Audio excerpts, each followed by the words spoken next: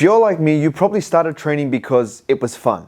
And it could have been fun for many different reasons. You could have been really good at it. It could have been a really big stress relief. It could have been that one thing missing in your life. It could have just scratched the itch that you had. There's many different types of ways to have fun in this world. You can watch fail compilation videos of people falling off their skateboard, fail videos of people falling in the water. Some people even watch international test cricket for fun, something I'll never understand. I do a sport called Brazilian Jiu-Jitsu, and when you zoom out, I'm wrestling other sweaty men, and for some reason, I find that fun. Some people do Sudoku for fun. We all have fun in our own different ways, and in today's video, I'm going to share with you how we can have fun but also get jacked. Have the best of both worlds. First off, we have to dive deeper into what makes training fun. Training starts off fun because it's new. When something's new, it has this novelty, it's fresh, it's something that you don't understand, and you're on this journey of discovery to see what you like, what you don't like, what it's all about.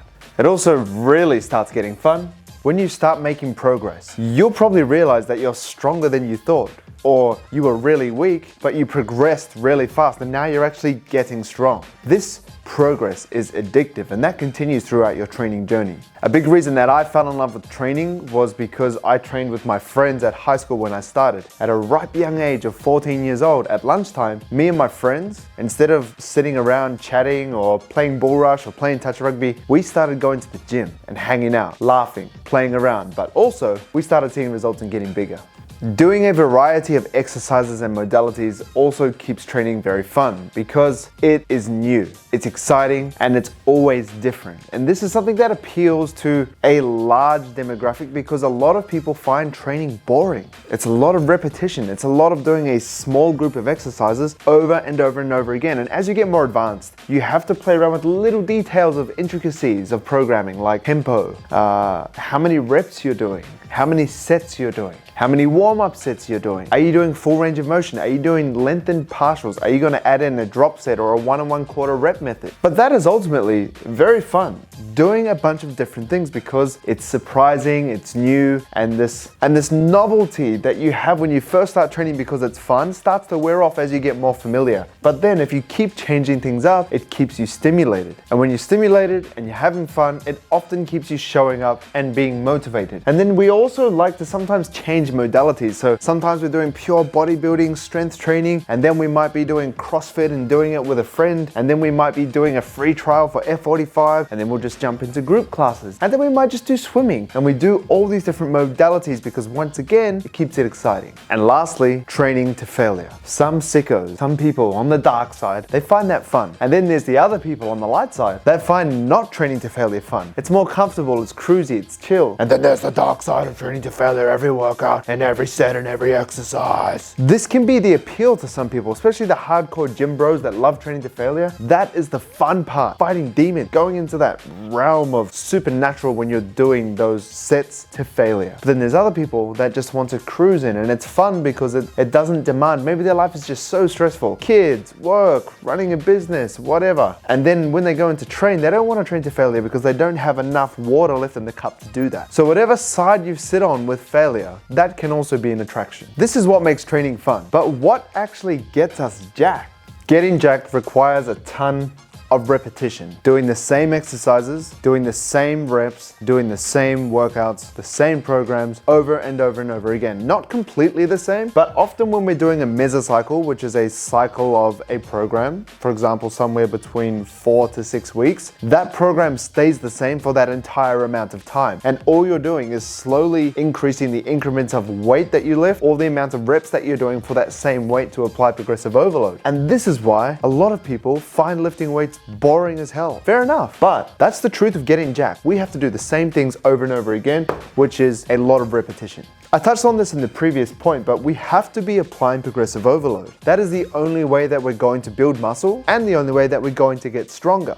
And the only way that we can do that links back to repetition, doing the same exercises. So our body sees an exercise, develops the skills necessary to perform that exercise, and then once we've mastered the exercise, we can now master how much weight we can actually lift on that exercise. You also have to get used to the solo grind. Now, if we come back to the fun side, training with friends is fun, but when we're getting jacked, there's gonna be many times where you're just gonna have to rock up to the gym and train. And not only train, you're gonna have to grind. You're gonna have to apply progressive overload. You're gonna have to train with a level of intensity. You have to beat last week's weight. And this is something that we need to master, because sometimes your training partner's not gonna show up. Or sometimes your schedule's so hectic that you can no longer train with your mates because you've had a child like myself, and you can no longer train with your mates because you don't have the flexibility of the schedule to fit your friend's schedule. So now you're training alone. You have to get used to pushing yourself in that solo grind. It's not for everyone, but if you want to get jacked, it has to be for you. You also need to stick to the specificity of exercises and modalities. The sport of bodybuilding only has a certain number of exercises. Sure, there's some exercises that are emerging that have a lot of nuance to them, and they optimize every single muscle in the stretch position or in the shortened position, or you have a 15 degree of trunk flexion, etc., etc. There's stuff like that coming out all the time, but there is a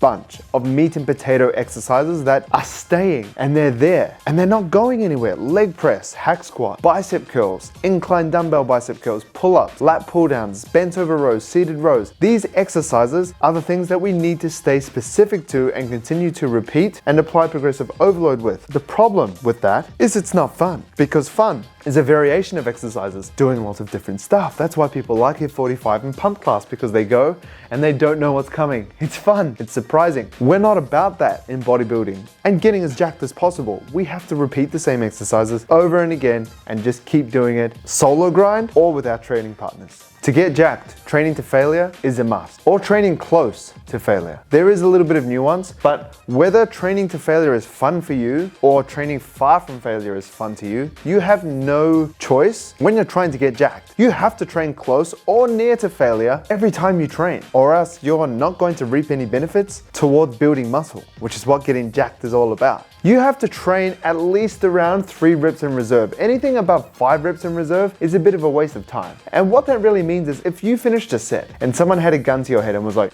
do 5 more, and you did 5 and you could do more, then you're not training hard enough. And that's okay if you're trying to have fun, because the goal is having fun. But if the goal is getting jacked, then you need to be training to that gun to the head. You need to get 3 more reps, and you just get 3, that's enough. But that's how hard you have to train. That's the lowest intensity that you can train at. You have to train way harder than that progressively throughout the weeks if you want to get jacked. I'm symbolically standing in between having fun and getting jacked, because I believe the two are quite different. And the fun, I think, has to develop and transform into something called fulfillment, which is 2 different things. Having fun is like, yay, but fulfillment is like a deep thing in the heart that's like, yeah.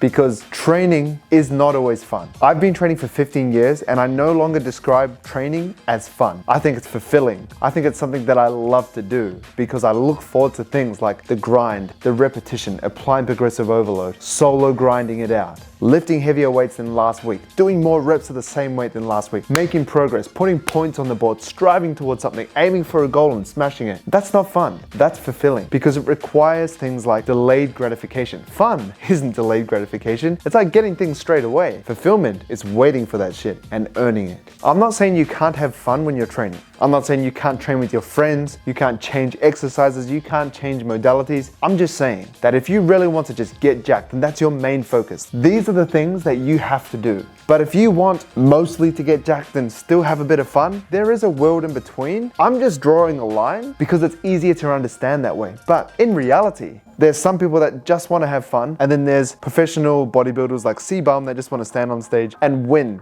and make the most of getting jacked, optimize their results. But the reality is, we don't have to be C-Bum or someone that just wants to have fun. We lie somewhere in between. I would say I'm about here. I do all this stuff, I take it all serious, but I train jiu-jitsu. So the specificity of exercises and modalities that I'm doing isn't the same, because 5 times I'm lifting weights and then 3 sessions I'm doing jiu-jitsu. So those 3 sessions eat into my recoverability every single week. Those sessions eat into my central nervous system fatigue. Those sessions make my joints hurt. So I can't lift as much weight as I would like to some days. But that's just where I sit on the spectrum. And for you, you might sit somewhere between here and here, and that's completely fine. You don't have to eliminate fun completely, but I do think you have to consider how much fun you want to have versus how much results you want to achieve, and what is more important, or where you sit on the spectrum. If where you sit on the spectrum is much higher towards the getting jacked side, then you should check out this video because this is how you blow up your shoulders with your training and get that 3D deltoid look, those popping shoulders.